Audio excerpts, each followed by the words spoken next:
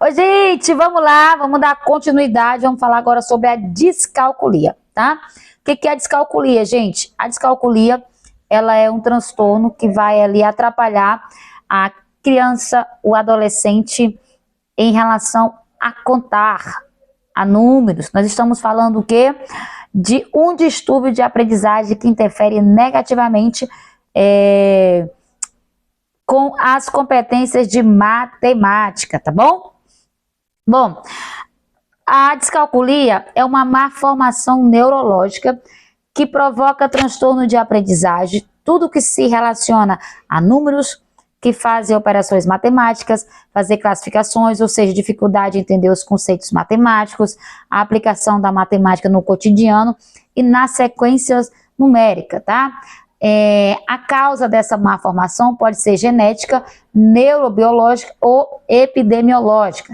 Normalmente a criança e qualquer uma outra pessoa que possui tal distúrbio vai apresentar sinais como dificuldades com tabuadas, ordem numéricas, dificuldade em multiplicar, dividir, somar, subtrair, de posicionar os números, tá? Dificuldade em memorizar fórmulas, símbolos matemáticos. Então, essas crianças e esses adolescentes ou esses adultos, né, que tem esse transtorno da descalculia, vai ser tudo em referente a números, a matemática, tá? Há registros que a descalculia afeta de 3 a 6% das crianças com idade pré-escolar. Só que quando já vai para o ensino fundamental, essa taxa sobe mais um pouco para 5 a 15% dessas crianças serem aí dessas crianças terem esse transtorno da descalculia, porque tem muita gente falando, não sei se vocês estão ouvindo, mas muita gente passando na rua falando, aí acabou que eu usei a palavra atingida, mas não é. Então vamos lá. Já no fundamental, ela sobe um pouquinho, tá? Então vai de 5 a 15%, enquanto na idade escolar, já ali nas crianças, na pré-escola, essa faixa já é menor, que é de 3 a 6%, tá bom?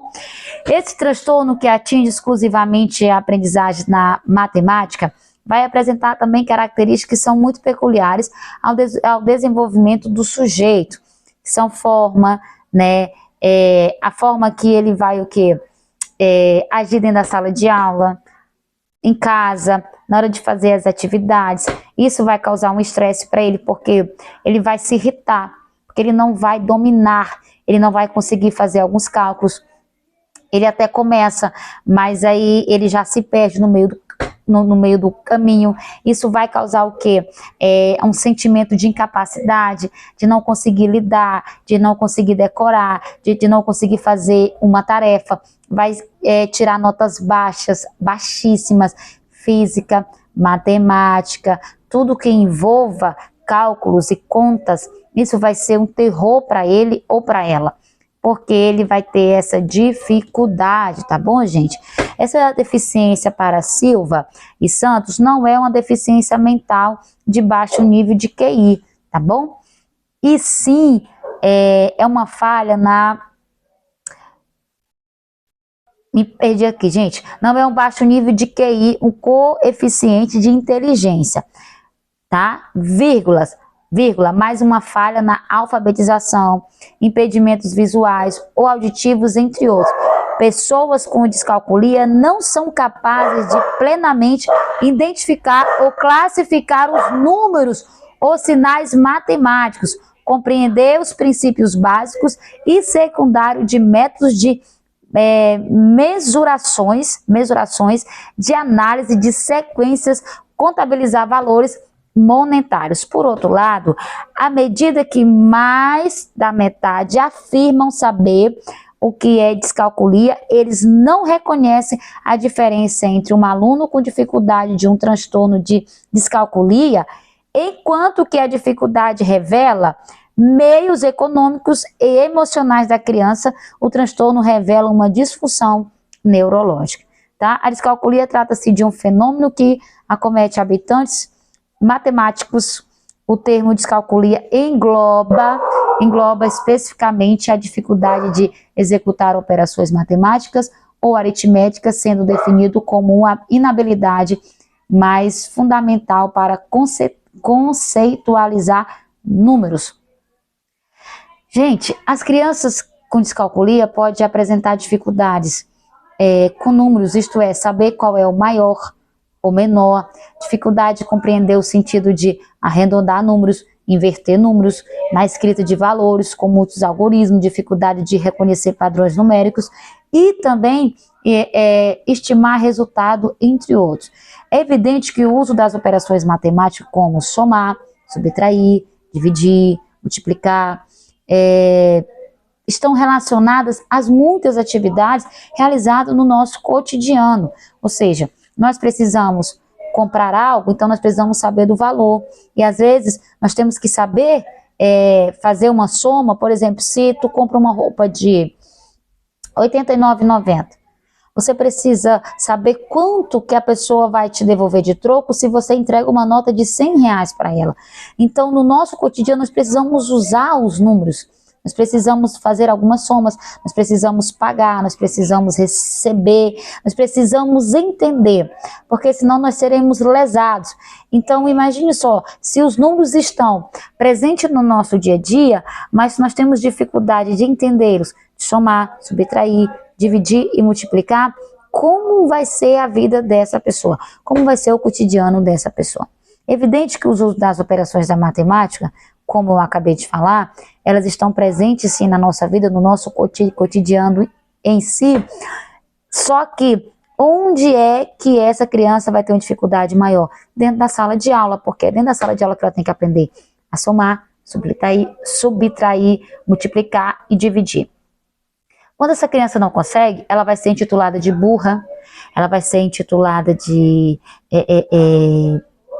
analfabeta, sua lesa, sua incapaz, todos, sabe assim, ela vai sofrer bullying, porque ela não consegue, ela vai tirar notas baixas, o rendimento dela vai ser muito baixo, e às vezes um professor que não está adequado, que não está com as informações necessárias para ajudar essa criança, ao invés de ajudá-lo, vai fazer o que ainda? Piorar a situação dela, ao invés de trazer situações que venham possibilitar essa criança, esse adolescente a avançar com atividade, com intervenções próprias para aquela criança ou para aquele adolescente, ajudando ele a ter uma melhora, né, a ter um desenvolvimento melhor. E às vezes esse professor, por não ter essa informação, vai fazer com que essa criança ou esse adolescente se sinta pior ainda, né? Se afunde ali naquela percepção que ele tem da sua incapacidade, fazendo com que esse aluno fique irritado, fazendo com que esse aluno tenha, às vezes, até picos de agressividade, porque, gente, ou coisa ruim, a sensação de se sentir frustrado, de não conseguir fazer, de não conseguir realizar algumas tarefas que para outros são fáceis. É tão fácil contar para algumas pessoas, enquanto para outras não são. E às vezes você fala, nossa, mas você não sabe, é tão fácil. É fácil para você que já domina. É igual dirigir. Quando você foi aprender a dirigir, quantas pessoas disseram, é muito fácil. Mas para você não era tão fácil quanto parecia. Hoje é fácil porque você aprendeu. Mas para você aprender, você teve que romper os seus medos. Alguém teve que te ensinar. Alguém teve que te dar algumas dicas. Teve que trazer alguns métodos para você, para que você pudesse chegar no seu objetivo.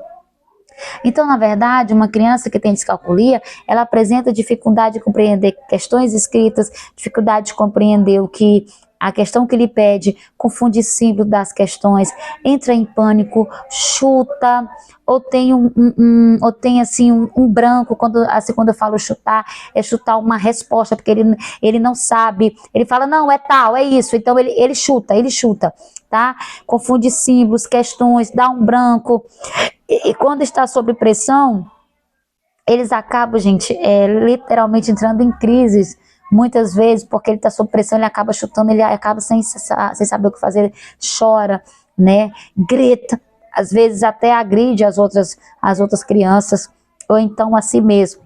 Por quê?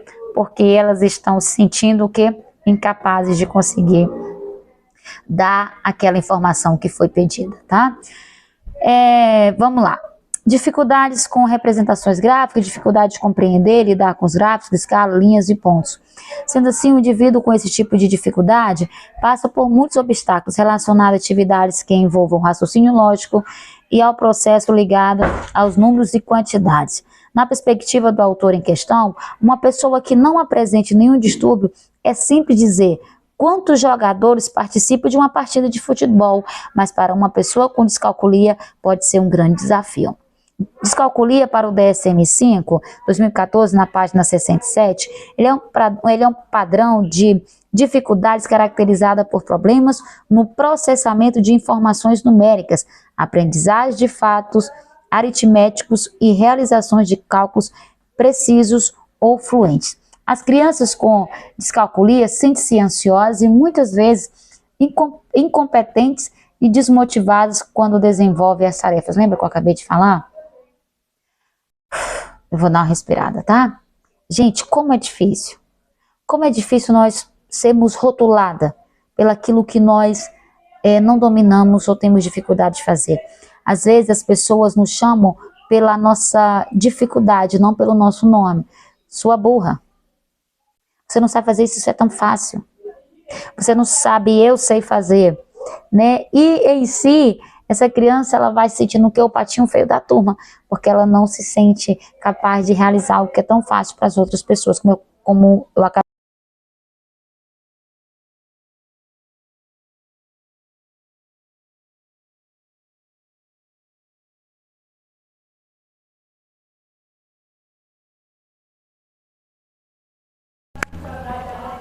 Gente, vamos lá. Deixa eu ver. Assim, essa criança também vai ter dificuldade que envolve o dinheiro, soma, fechamento, como também investe a diferenciação de direita e esquerda, tá? E as direções como norte, sul, este e oeste. Estudos pioneiros de Koski, em 1974, classificam 6 subtipos em que a descalculia pode se manifestar. Esses são utilizados até os dias atuais. Subtipos da descalculia segundo Ledesly Koski são classificadas da seguinte maneira: gráfica, que afeta a grafia, ou seja, a escrita dos símbolos matemáticos, e ideognóstica, que afeta a compreensão de conceitos matemáticos e a resolução de operações mentais. Léxica, afeta a leitura dos símbolos matemáticos. Operacional, que afeta a resolução de operações e cálculos numéricos. Practognóstica, que afeta a capacidade de comparar, enumerar coisas matematicamente, mesmo que sejam reais ou projetadas em desenhos. E a verbal, que afeta a capacidade de verbalização, ou seja, dá o nome das quantidades matemáticas